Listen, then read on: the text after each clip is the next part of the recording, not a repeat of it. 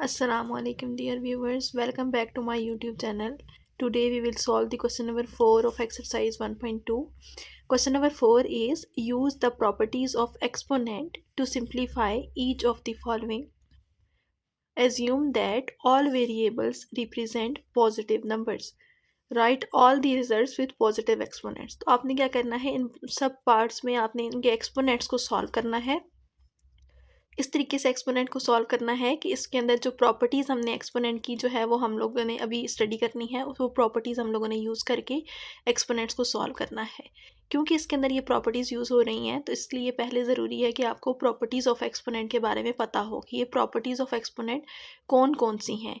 वैसे ये आप लोगों ने पहले से भी पढ़ा हुआ है, लेकिन हम पहले रिवाइज कर लेते हैं प्रॉपर्टीज़ ऑफ एक्सपोनेंट, देन हम जो है क्वेश्चन नंबर 4 सॉल्व करेंगे तो सॉल्व करना ईजी होगा। Here are some properties of exponent. First property is a raised to power m dot a raised to power n is equal to a raised to power m plus n. इसको हम कहते हैं product rule. इसमें आपके पास क्या होता है कि दो जो नंबर्स हैं विद एक्सपोनेंट्स ये मल्टीप्लाई हो रहे होते हैं आपस में। ये डॉट है, इट मीन्स मल्टीप्लिकेशन। ये दो नंबर्स आपस में मल्टीप्लाई हो रहे हैं, तो जब हम इनको सॉल्व करेंगे तो इसका आंसर जो होगा बेसिस अगर सेम हो तो हमारे पास क्या होता है, पावर्स जो है वो ऐड हो जाती हैं।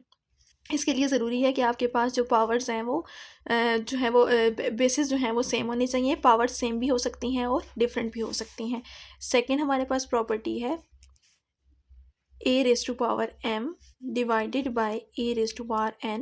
ये सेम वैसे ही एक्सपोनेंट वाले दो जो है वो नंबर्स हैं, लेकिन ये डिवाइड हो रहे हैं। अगर ये डिवाइड हो रहे हों तो इसको हम लिख सकते हैं a raise to power m minus n।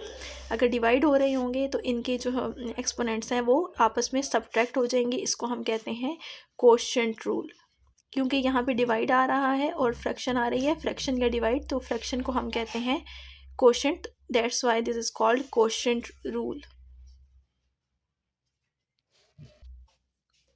Third one is a raised to power minus n is equal to 1 over a raised to power n, and this is called negative exponent. Negative exponent का जो rule है, rule of negative exponent, rule of negative exponent, अगर आपके पास negative exponent आ जाए, power में negative sign आ जाए, तो उसको आप कैसे पॉजिटिव कर सकते हैं, रेसिप्रोकल लेकर।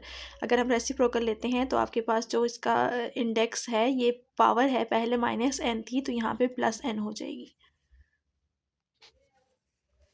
Next one is property number 4 which is a raise to power m whole raise to power n is equal to a raise to power m dot n।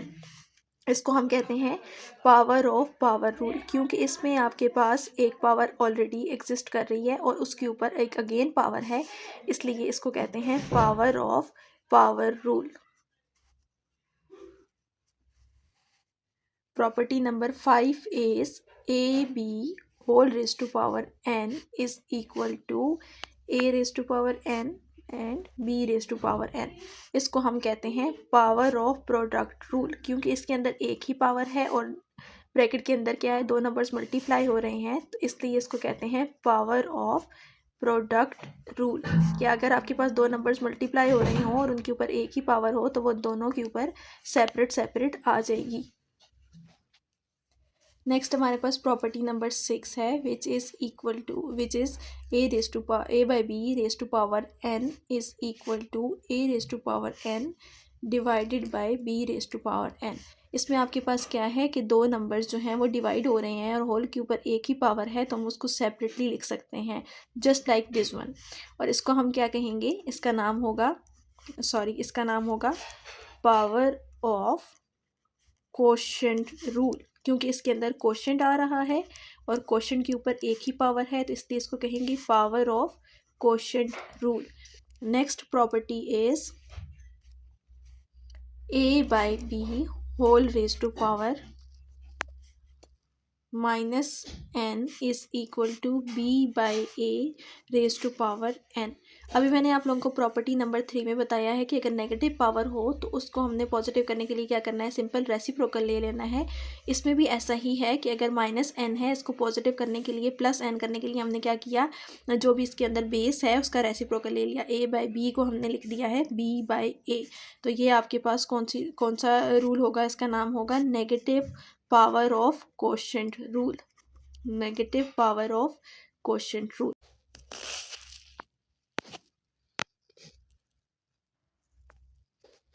ये आपके पास तमाम प्रॉपर्टीज़ हैं, प्रॉपर्टीज़ ऑफ एक्सपोनेंट्स। तो ये अगर आपको समझ आ जाएंगी तो फिर आपके लिए क्वेश्चन नंबर 4 सॉल्व करना कोई मुश्किल नहीं होगा, वो इजी होगा। इन सब प्रॉपर्टीज में से ये हम लोग 1 बाय 1 वहाँ पे यूज़ करेंगे, और जो भी यूज़ करेंगे उसके सामने हमने मेंशन करना होगा कि हम ये वाली प्रॉपर्टी यूज़ कर रहे हैं। जी तो व्यूवर्स, क्वेश्चन नंबर 4 पे आ जाते हैं। क्वेश्चन नंबर 4 पार्ट नंबर 1 मैंने लिख लिया है। ये आपके पास क्या है, 16 raise to power 1/5 dot 16 raise to power 1/4 divided by 16 raise to power -3/10। आप चाहें तो पहले 16 को फैक्टराइज कर सकते हैं, मीन्स कि इसकी जो प्राइम फैक्टराइजेशन हम करते हैं वो भी कर सकते हैं पहले, या फिर बेसिस आपको नज़र आ रहा है कि 16 16 एंड 16 बेसिस सेम है, तो इनके ऊपर हम डायरेक्ट प्रॉपर्टीज़ ऑफ एक्सपोनेंट्स भी लगा सकते हैं। यहाँ से देखें, ये प्रोडक्ट रूल भी यहाँ पे लग सकता है और क्वोशंट रूल भी अप्लाई हो सकता है। जो भी आप पहले अप्लाई करना चाहिए आपकी चॉइस है, आंसर सेम आएगा। अगर मैं इन दोनों के ऊपर पहले प्रोडक्ट रूल लगाना चाहूँ, क्योंकि ये मल्टीप्लाई हो रहे हैं, तो मेरे पास क्या आ जाएगा, 16 रेज टू पावर 1/5 प्लस 1/4। क्योंकि ये दोनों मल्टीप्लाई हो रहे हैं तो बेसिस सेम है और इनकी पावर जो है वो ऐड हो जाएंगी, और ये जो 16 रेज टू पावर -3/10 है ये एज इट इज़ आ जाएगा। नेक्स्ट स्टेप में हम इसको कैसे लिख सकते हैं, 16 रेज टू पावर, इसको हम अगर एलसीएम ले लें तो हमारे पास आ जाएगा 20 and 4 + 5 divided by 16 raise to power -3/10 which can be further written as 16 raise to power 9/20 divided by 16 raise to power -3/10। अब इसके ऊपर हम क्वोशंट रूल लगा सकते हैं, ये वाली सेकंड प्रॉपर्टी जो क्वोशंट रूल के लिए है। अगर हम इसके ऊपर क्वोशंट रूल लगाएंगे तो हमारे पास क्या हो जाएगा, इसको हम लिख सकते हैं 16 raise to power 9/20 as it is. और ये जो पावर है ये जब न्यूमरेटर में शिफ्ट होगी तो ये माइनस साइन एक तो क्वोशंट रूल का है, ये माइनस, और उसके साथ हमने क्या करना है, इस पावर को एज इट इज़ लिख लेना है -3/10। इस माइनस को आपने इग्नोर नहीं करना, क्योंकि ये वाला जो माइनस है ये आपके पास फार्मूला का है, और ये वाला माइनस इस -3/10 ये पावर का अपना माइनस है। अगर आप इसको इग्नोर कर देंगे तो आपके पास आंसर फिर डिफरेंट आएगा।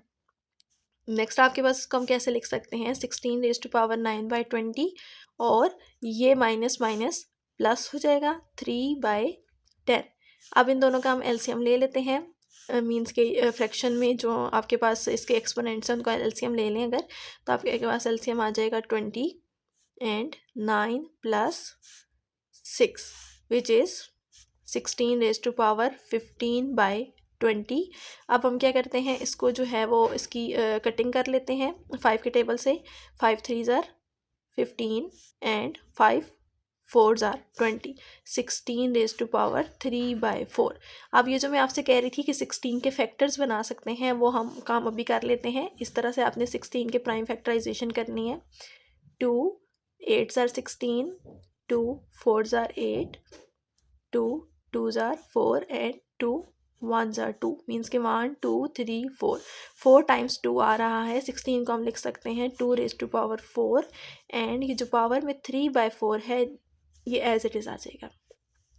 नेक्स्ट आपने क्या करना है, 4 और 4 की कटिंग कर देनी है, और इसको लिख सकते हैं 2 raise to power 3 which is equal to 8। ये 8 कैसे आया है, बेसिकली ये हमने इस तरह से किया है, 3 का मतलब है 2 को आपने 3 टाइम्स मल्टीप्लाई करना है विद इट्स सेल्फ, और ये आ जाएगा आपके पास 8। तो ये आपके पास जो है फाइनल आंसर है। बेशक आप ऐसे अगर डायरेक्ट लिखते हैं तो भी ठीक है, अगर ये स्टेप करना चाहते हैं तो भी ठीक है। नेक्स्ट पार्ट करते हैं, उम्मीद है कि आपको ये अच्छी से समझ आ गई होगी। नेक्स्ट पार्ट है हमारे पास 7⁻⁻⁻⁴ इंटू 7⁻⁵ माइनस 7⁻⁴/3। अब आपने याद रखना है कि यहाँ पे ये जो दो नंबर्स हैं ये आपस में मल्टीप्लाई नहीं हो रहे बल्कि सब्ट्रैक्ट हो रहे हैं। अगर इनके ऊपर आप कोई भी एक्सपोनेंट का रूल लगाएंगी, क्वोशिएंट रूल या प्रोडक्ट रूल, तो वो गलत हो जाएगा, क्योंकि उस पर हमने पढ़ा है कि नंबर्स यहाँ तो मल्टीप्लाई हो रहे हों, यहाँ पे डिवाइड हो रहे हों। तो ये आपके पास क्या हो रहे हैं, दोनों नंबर्स सब्ट्रैक्ट हो रहे हैं। तो हम इसको कैसे लिख सकते हैं, हमने क्या करना है, बेसिकली ये जो नंबर बाहर है ब्रैकेट के, इट मीन्स कि ये ब्रैकेट जब ओपन होगी तो ये इन दोनों के साथ मल्टीप्लाई होगा इस तरह से। तो आपने इसको कैसे लिखना है, 7⁻⁻⁻⁴ मल्टीप्लाई बाय 7⁻⁵/3। अब इसको मैंने इसके साथ मल्टीप्लाई कर लिया, then this one minus sign as it is. Next 7⁻⁻⁻⁴ into 7⁻⁴/3। अब आपने क्या करना है, इसके ऊपर प्रोडक्ट रूल अब लगा सकते हैं हम। प्रोडक्ट रूल क्यों लगा सकते हैं, क्योंकि यहाँ मल्टीप्लाई का साइन है, यहाँ मल्टीप्लाई का साइन है। इन दोनों टर्म्स पे अलग से प्रोडक्ट रूल अप्लाई हो सकता है और इन दोनों पे अलग से हो सकता है। तो आपने क्या करना है, पहले 7⁻⁴ इन दोनों पे हमने प्रोडक्ट रूल क्या पढ़ा है कि अगर बेसिस सेम हो तो पावर्स ऐड हो जाती हैं। तो आपने इनको ऐड कर देना है, -1/3 प्लस 5/3 माइनस, सेम रूल यहाँ पर भी अप्लाई करेंगे, -1/3 प्लस 4/3। नेक्स्ट स्टेप इज 7, इसका हम एलसीएम ले लेते हैं, 3 आ जाएगा, -1 प्लस 5 माइनस, इसका भी एलसीएम ले लेते हैं, 3 -1 plus 4 which is equal to 7⁻⁴/3 minus 7⁻3/3। ये 3 और 3 की कटिंग हो जाएगी, यहाँ 1 आ जाएगा। This can be further written as 7⁻⁴/3 minus 7⁻1। अब आपने क्या करना है, इसमें से अगर यहाँ तक स्टॉप कर दें तो भी ठीक है, अगर आगे फर्दर सिंप्लीफाई करना चाहते हैं, बुक के आंसर तक इसको सिंप्लीफाई करना है, तो फिर हम ऐसे कर सकते हैं इसको, 7⁻⁴/3 को हम लिख सकते हैं 1 प्लस 1/3, क्योंकि जब हम इसको सॉल्व करेंगे तो 4/3 आ जाएगा, एंड -7 एज इट इज़, इसकी पावर 1 है। अच्छा, अब हम इसको सेपरेट कर सकते हैं, ये जो 7⁻1 प्लस 1/3 है, इसको मैं लिख सकती हूँ 7⁻1 मल्टीप्लाई बाय 7⁻1/3। आपने याद रखना है कि यहाँ मल्टीप्लाई का साइन लगाना है, प्लस का साइन नहीं लगाना। ये बेसिकली जैसे अपने यहाँ पे प्रोडक्ट था तो आपने इसके बाद ये स्टेप लिखा था, क्वेश्चन इसमें प्रोडक्ट रूल आपने लगाया था ये, अब आप इससे बैकवर्ड ये बना रहे हैं। अब आपके पास ये पहले से पावर्स ऐड हो रही हैं, तो हम इसको अलग अलग सेपरेट करके 7 के ऊपर 2 दफ़ा पावर्स लिख सकते हैं, लेकिन यहाँ मल्टीप्लाई आएगा क्योंकि ये प्रोडक्ट रूल को हम ओपन कर रहे हैं। ये जो 7⁻1 है ये एज इट इज़। अब आप देख सकते हैं कि 7⁻1 और 7⁻1 दोनों में कॉमन आ रहा है, इसको मैं कॉमन ले लेती हूँ, 7⁻1 7⁻1/3, इसका ये बच गया ना अंदर, और -1, क्योंकि ये 7⁻1 पूरा कॉमन चला गया तो ये 1 आ जाएगा। इसको हम लिख सकते हैं 7⁻1 into 7⁻1 into 7⁻1/3 -1 which is the final answer. Next part number 3 करेंगे जी। तो नेक्स्ट आपके पास है पार्ट नंबर 3, इसके अंदर भी ऐसा ही है, 2⁻2/3 डॉट 2⁻1/7 डिवाइडेड बाय 2⁻1/2। तो इसको आपने कैसे सॉल्व करना है, 2⁻, इसके ऊपर भी पहले हम क्या करते हैं, न्यूमरेटर पे प्रोडक्ट रूल अप्लाई कर लेते हैं, बेसिस सेम है तो पावर्स ऐड हो जाएंगी, 2/3 plus 1/7 divided by 2⁻1/2 as it is, which can be further written as 2⁻, जब हम इन दोनों का एलसीएम लेंगे तो आपके पास आ जाएगा 21 14 प्लस 3 डिवाइडेड बाय 2⁻1/2। नेक्स्ट इसको सिंप्लीफाई करते हैं, 2⁻17/21 आ जाएगा डिवाइडेड बाय 2⁻1/2। नेक्स्ट स्टेप पे आपने क्या करना है, आप क्वोशिएंट रूल लगाना है। क्वोशिएंट रूल क्या है, 2⁻17/21 -1/2। नेक्स्ट स्टेप में अगेन एलसीएम लेंगे 21 एंड 2 का। तो आपको पता है कि एलसीएम जब हम लेते हैं तो हमारे पास ये 21 और 2 का एलसीएम आता है 42, और इसको अब सॉल्व करेंगे तो आपके पास आ जाएगा 34 -21, 34 - 21, ये आपके पास आ जाएगा 2⁻, 13/42,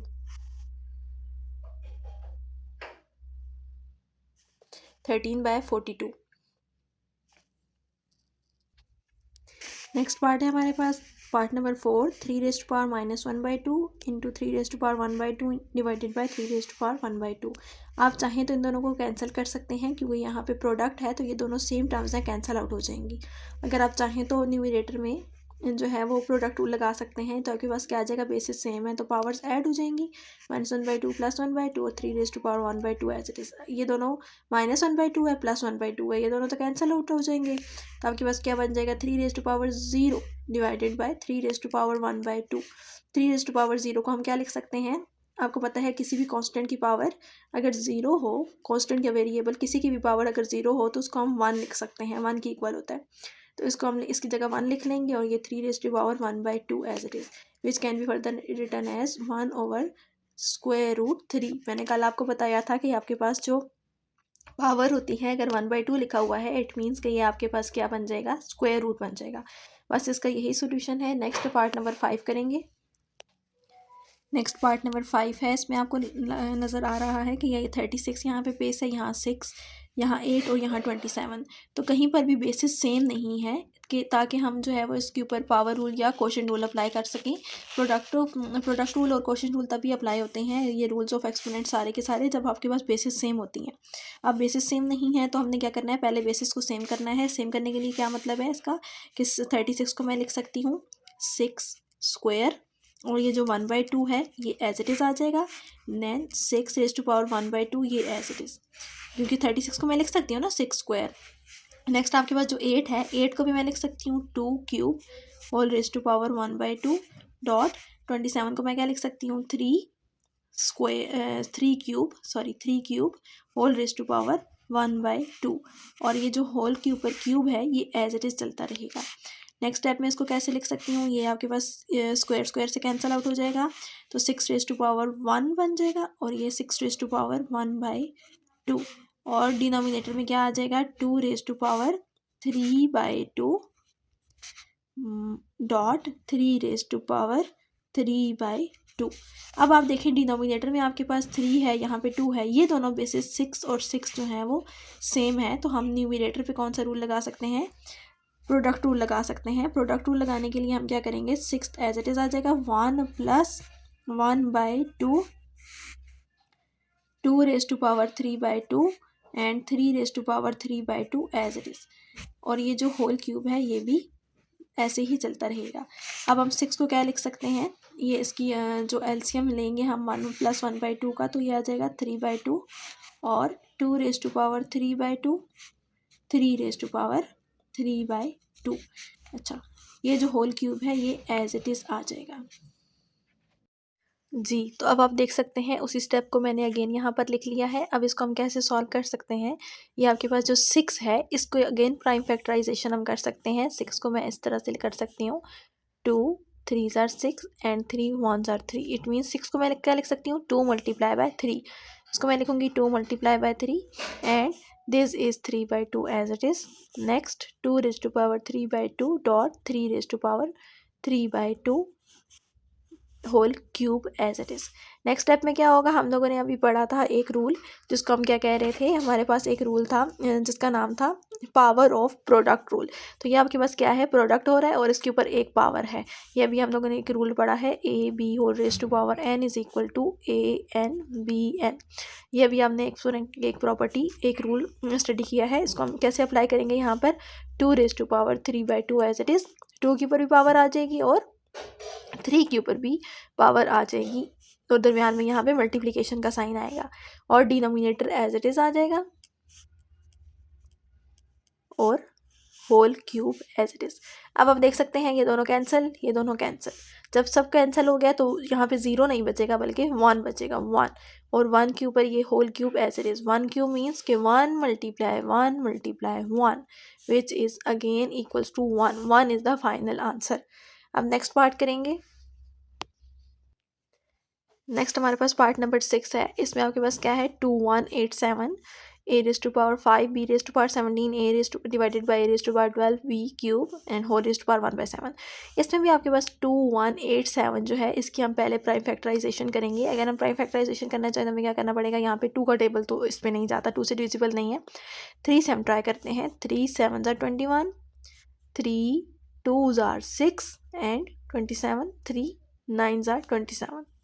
नेक्स्ट हमारे पास 3 का अगेन ट्राई कर लेते हैं, 3 2s are 6, 3 4s are 12 and 3 3s are 9।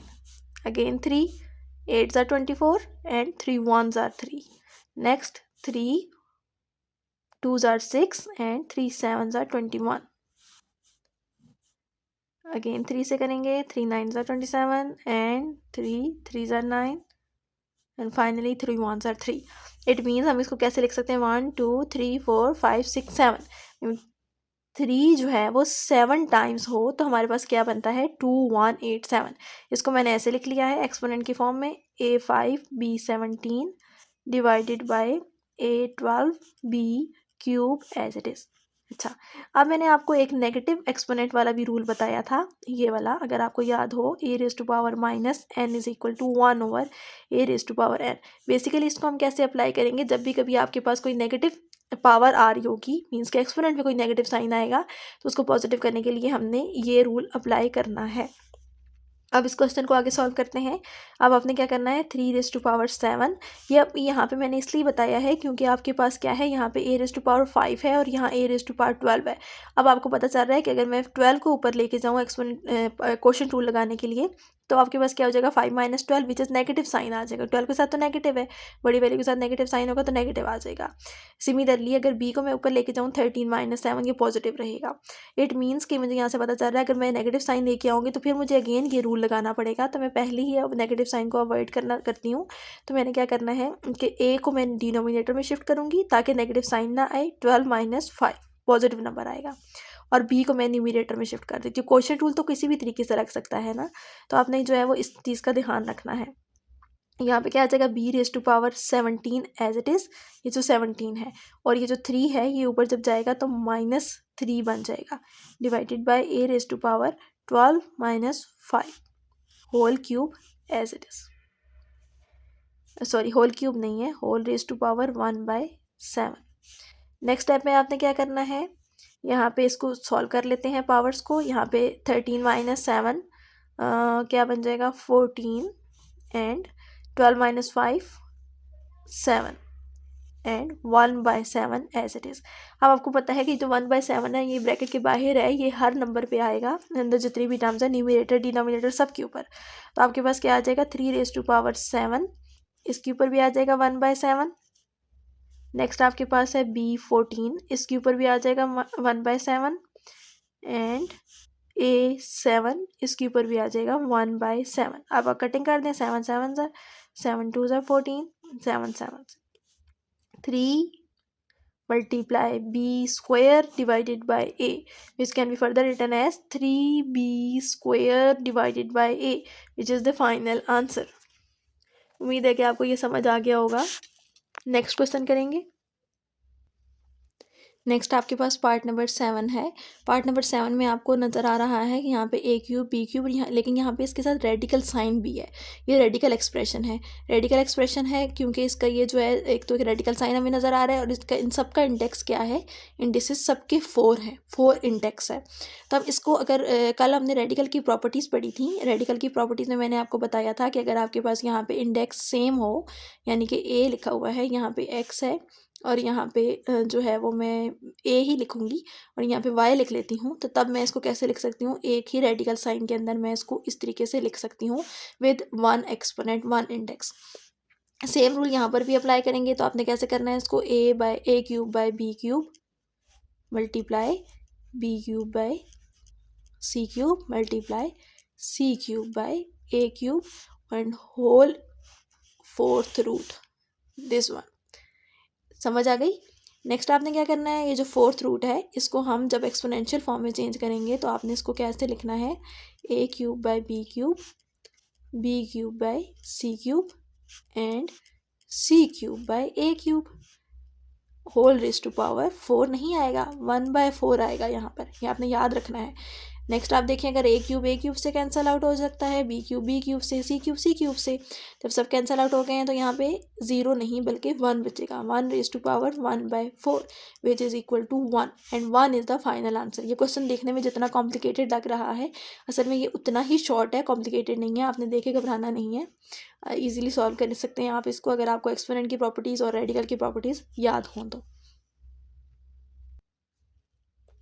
Next आपके पास है क्वेश्चन नंबर 5, इसको आप कैसे सॉल्व करेंगे। इसमें भी आपने एक्सपोनेंट के रूल्स लगाने हैं, लेकिन यहाँ पे देखेंगे आपके पास जो क्वेश्चन नंबर 5 है, एक मिनट में आपको दिखाती हूँ। ये देखें क्वेश्चन नंबर 5, यहाँ पे आपने क्या करना है, use suitable laws of exponents to show that this one, और यहाँ पे इक्वल का साइन है, मीन्स के लेफ्ट हैंड साइड को लेकर आपने राइट हैंड साइड प्रूव करनी है, लेकिन यहाँ पे क्या करना है, लॉज ऑफ एक्सपोनेंट्स आपने यूज़ करने हैं। तो सर इसके लिए हमने क्या करना है, पहले लेफ्ट हैंड साइड कंसीडर करनी है। लेफ्ट हैंड साइड जैसे ही आप लिखेंगे, लेफ्ट हैंड साइड की हेडिंग देंगे, तो आपने सबसे पहले left hand side as it is लिखनी है, आपने कुछ भी सिंप्लीफिकेशन नहीं करनी, कोई भी लॉ इसके ऊपर अप्लाई नहीं करना। ये बहुत इंपॉर्टेंट स्टेप है जो मैं बता रही हूँ, ये आपने याद रखना है हमेशा। अगर आप लोग यहाँ पे सिंप्लीफिकेशन कर देंगे, सिंप्लीफिकेशन के बाद जो आपके पास फॉर्म आएगी, तो फिर देखने वाले को क्या समझ आएगी कि आपने लेफ्ट हैंड साइड लिखी है या राइट हैंड साइड लिखी है। तो आपने जब राइट हेडिंग दी है लेफ्ट हैंड साइड की, तो left hand side as it is पहले लिखनी है, देन उसके बाद आपने जो भी सूटेबल प्रॉपर्टीज़ हैं या लॉज हैं एक्सपोनेंट्स के, वो आपने यूज़ करने हैं। तो ये आपने इस बात को याद रखना है। नेक्स्ट स्टेप आपने क्या करना है, अब देखें बेसिस सेम है एक्स और पावर्स इनकी डिफरेंट है पी एंड क्यू, तो आपने कौन सा रूल लगाना है यहाँ पे, क्वोशिएंट रूल, क्योंकि ये डिवाइड हो रहे हैं। तो आपने क्या करना है, इसको लिखना है x raise to power p minus q हो जाएगा एक्सपोनेंट रूल, और क्वोशिएंट रूल, तो यहाँ पे क्या बन जाएगा, p plus q as it is. Next step y q minus r and q plus r as it is, z r minus p and r plus p as it is, और multiply by x raised to power q square, y raised to power r square and z raised to power p square as it is। अच्छा, next step में आपने क्या करना है, x raise to power, अब आपने कौन सा रूल यूज़ करना है, ये मैंने आपको बताया था, power of power rule, a raise to power m n is equal to a raise to power m n। अच्छा, ये आपने क्या, ये रूल क्या है कि आपके पास अगर दो पावर्स आ रही हो, एक पावर अंदर है एक बाहर है, तब आप दोनों पावर्स को मल्टीप्लाई करके लिख सकते हैं। तो हम इसको कैसे लिख सकते हैं, हम इसको ऐसे लिखेंगे, x raise to power p minus q into p plus q. Similarly y raise to power q minus r into q plus r, z raised to power is equal to r minus p into r plus p। Next आपके पास क्या आ जाएगा, x raised to power q square, y raised to power r square and z raised to power p square as it is चलता रहेगा। अच्छा, यहाँ पे आपने ब्रैकेट लगा लेनी है। अच्छा, नेक्स्ट स्टेप में आपने क्या करना है, अब ये देखिए आपके पास यहाँ पे फार्मूला यूज़ हो रहा है, ये जो हमने पढ़ा हुआ है a minus b into a plus b, identity है a square minus b square, ये आइडेंटिटी हम यूज़ करेंगे। तो हम इसको कैसे लिखेंगे, x raise to power p square minus q square बन जाएगा, y raise to power q square minus r square and z raise to power r square minus p square, and x raise to power q square, y raised to power r square and z raised to power p square as it is। Next step में आपने क्या करना है, अब ये देखें यहाँ पे बेस इसकी x है, ये तो y है, इसको सॉल्व नहीं हो सकता, ये z है, सॉल्व नहीं हो सकता, ये भी x है। तो x और x जो बेसिस सेम है, इन दोनों को आपने आपस में सॉल्व कर लेना है। बेसिस सेम है तो पावर्स ऐड हो जाएंगी। इसकी पावर क्या है, p square minus q square plus ये वाली जो पावर है क्यू स्क्वायर, इसको इसके साथ लिख लेंगे, बेसिस सेम है, एक्सपोनेंट्स पावर जो है वो ऐड हो जाएंगी। Similarly for y q square minus r square, this one and this one plus r square multiply by z r square minus p square and this one plus p square. अगर आप देखें तो ये जो है वो आपके पास टू टर्म्स इसमें सेम है, हर वेरिएबल के एक्सपोनेंट में ये कैंसल आउट हो जाएंगे, x raise to power p square, y raise to power q square, z raise to power r square, which is our right hand side hence proved. तो हमने left hand side के लिए है और right hand side prove करके दिखा दी है, तो ये हमारा क्वेश्चन कंप्लीट हो गया है यहाँ पे। आज के लिए हमने बस इतना ही करना है। इसमें हमारी एक्सरसाइज 1.2 कंप्लीट हो गई है। नेक्स्ट वीडियो में मैं एक्सरसाइज 1.3 सॉल्व करवाऊँगी आप लोगों को। उम्मीद है कि आपको ये अच्छे से समझ आ गई होगी। अगर कोई भी चीज़ आपको समझ ना आए तो आप कमेंट सेक्शन में मुझसे पूछ सकते हैं, या कोई और चीज़ इससे रिलेटेड जो आप अगर शेयर करना चाहें तो आप कर सकते हैं। मेरे चैनल को सब्सक्राइब कर दें, लाइक कर दें मेरी वीडियोस को, बेल आइकन का बटन प्रेस कर दें ताकि जब नई वीडियो मैं बनाऊँ तो उसका नोटिफिकेशन फ़ौरन आप तक पहुँच सके। अल्लाह हाफिज़।